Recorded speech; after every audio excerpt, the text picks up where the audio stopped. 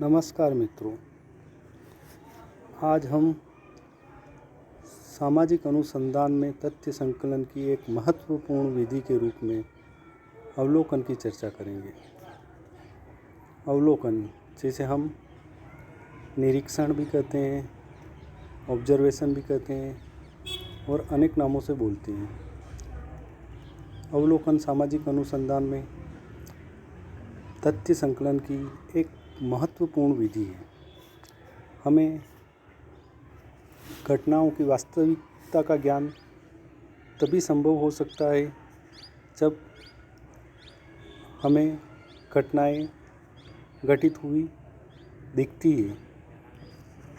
भौतिक विज्ञानों में सत्यता की परख के लिए प्रेक्षण को महत्व दिया जाता है तथा वैज्ञानिक के लिए किसी तथ्य की विश्वसनीयता उसे अपनी आँखों से देखकर ही होती है। प्राय दैनिक जीवन में भी चारों ओर घटित होने वाली घटनाओं के आधार पर ही उनके विषय में हमें पूर्ण जानकारी प्राप्त होती है। ऋतु परिवर्तन, सूर्य का प्रातः निकलना, सायं अस्त होना, सर्दी, गर्मी, बरसात आदि की पूर्ण जानकारी इन सब को देखकर ही होती है। इस प्रकार अवलोकन एक ऐसी विधि है जो तथ्य की वास्तविकता का ज्ञान कराती है।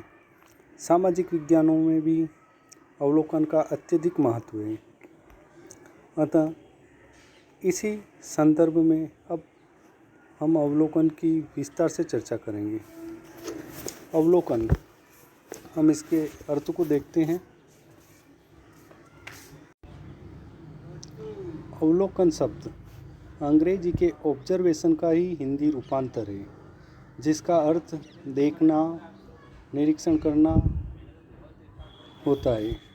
अंग्रेजी शब्दकोश के अनुसार कार्य कारण अथवा पारस्परिक संबंध को जानने के लिए घटनाओं को ठीक अपने उसी रूप में देखना और उनका आलेखन करना ही अवलोकन कहलाता है। C.A. मोजर ने लिखा है कि अवलोकन में कानों तथा वाणी की अपेक्षा आँखों का अधिक प्रयोग है। इसी प्रकार P.V. यंग का मानना है कि अवलोकन आँखों द्वारा विचारपूर्वक अध्ययन की प्रणाली के रूप में काम में लाया जाता है, जिससे कि सामूहिक व्यवहार और जटिल सामाजिक संस्थाओं के साथ संपूर्ण की रचना करने वाली पृथक इकाइयों का अध्ययन किया जा सकता है। विद्वानों की इन समस्त परिभाषाओं से स्पष्ट होता है कि अवलोकन का तात्पर्य होता है देखना।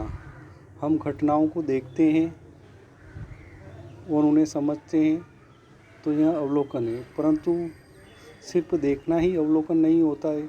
जब हम किसी उद्देश्य को ध्यान में रखते हुए घटनाओं का निरीक्षण करते हैं, उन्हें देखते हैं और उनकी वास्तविकता की जानकारी प्राप्त करते हैं तो यह अवलोकन कहलाता है।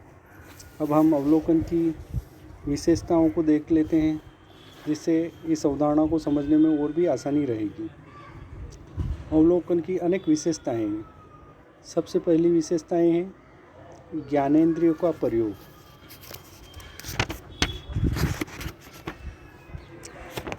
अवलोकन में मानव ज्ञानेंद्रियों जैसे कान, वाणी, किंतु विशेष रूप से आँखों का प्रयोग किया जाता है। मोजर नामक विद्वान ने कहा है कि अवलोकन में कान एवं वाणी की अपेक्षा नेत्रों का प्रयोग किया जाता है। अर्थात हम घटनाओं को देखते हैं तो वह अवलोकन है। इसी प्रकार इसकी दूसरी विशेषताएं प्राथमिक सामग्री संकलन। अवलोकन की मुख्य विशेषता घटना स्थल पर जाकर वस्तु स्थिति को देखकर प्राथमिक सामग्री का संकलन करना है। यानी अवलोकन जो है वो प्राथमिक तथ्य संकलन की महत्वपूर्ण विधि है। इसमें अवलोकनकर्ता घटना स्थल पर जाता है और अपनी आँखों से देखता है और जो महत्वपूर्ण तथ्य होते हैं उनका संकलन करता है। इसलिए इसकी दूसरी विशेषता है प्राथमिक सामग्री का संकलन। इसी प्रकार इसकी तीसरी विशेषता है सूक्ष्मता। अवलोकन का अर्थ केवल देखना ही नहीं, वरना घटनाओं का गहन एवं सूक्ष्म अध्ययन करना है। अवलोकनकर्ता पूर्ण जानकारी प्राप्त करके घटनाओं की प्रकृति व उनकी गंभीरता का सूक्ष्म अध्ययन करता है। यानी अवलोकनकर्ता केवल घटनाओं को ही नहीं देखता है, बल्कि उन घटनाओं को सूक्ष्म रूप से देखता है और उनका अध्ययन करता है, उनको समझने का प्रयास करता है और उसी अनुसार तथ्यों का संकलन करता है। इसी प्रकार अवलोकन की एक और महत्वपूर्ण विशेषता है नंबर 4, कार्य कारण संबंध ज्ञात करना। अवलोकन का अर्थ केवल देखना ही नहीं होता, बल्कि उसका उद्देश्य कार्य कारण परिणाम के संबंध को जानना होता है। अवलोकनकर्ता स्वयं घटनाओं को देखकर अनिवार्य कारणों तथा परिणामों के मध्य संबंधों को स्थापित करता है। अवलोकन की 5वीं विशेषता है आनुभविक अध्ययन। अवलोकन की विशेषता है कि यह कल्पना पर आधारित न होकर आनुभविक अध्ययन। अवलोकन की विशेषता है कि यह कल्पना पर आधारित न होकर अनुभव पर आश्रित होता है। मोजर ने अवलोकन को प्रयोग अथवा अनुभव पर आधारित अध्ययन माना है। आनुभविक अध्ययन चाहे किसी समुदाय के जीवन का हो अथवा किसी विशेष क्रिया का, सामाजिक अनुसंधान में बहुत उपयोगी है। अर्थात अवलोकन जो होता है वह आनुभविक होता है, अर्थात अनुसंधानकर्ता घटनाओं को देखता है, उसका अनुभव होता है क्योंकि उसने प्रत्यक्ष रूप से उन घटनाओं को देखा है। वह उनकी कल्पना पर आधारित नहीं होती है, वह प्रत्यक्ष निरीक्षण पर आधारित होती है। अतः अवलोकन की महत्वपूर्ण विशेषता है अनुभविक अध्ययन। इसी प्रकार नंबर 6, वैज्ञानिक सुनिश्चितता। अवलोकन पद्धति स्वयं देखने पर आधारित है, अर्थात अवलोकनकर्ता अपनी आँखों से घटनाओं का निरीक्षण करता है, उसकी भली भांति जांच करता है, अतः उसका निर्णय दूसरों के कथन पर आधारित नहीं होता है, स्वयं ही सूक्ष्म अध्ययन करता है। इससे घटनाओं को स्वाभाविक तथा तटस्थता के दृष्टिकोण से देखा जाता है।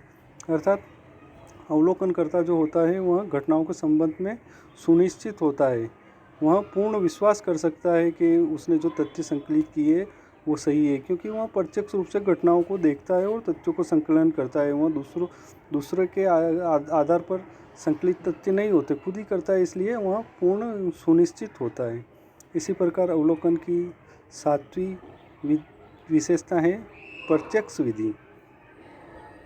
प्रत्यक्ष पद्धति भी अवलोकन की एक विशेषता है, जिसका अर्थ है कि अध्ययनकर्ता को सामग्री स्रोत से सीधे या प्रत्यक्ष रूप से प्राप्त होती है, अतः इसमें मानव व्यवहार को समझाने की विशेषता पाई जाती है। अर्थात सामग्री का संग्रहण व्यक्ति से प्रत्यक्ष रूप से किया जाता है।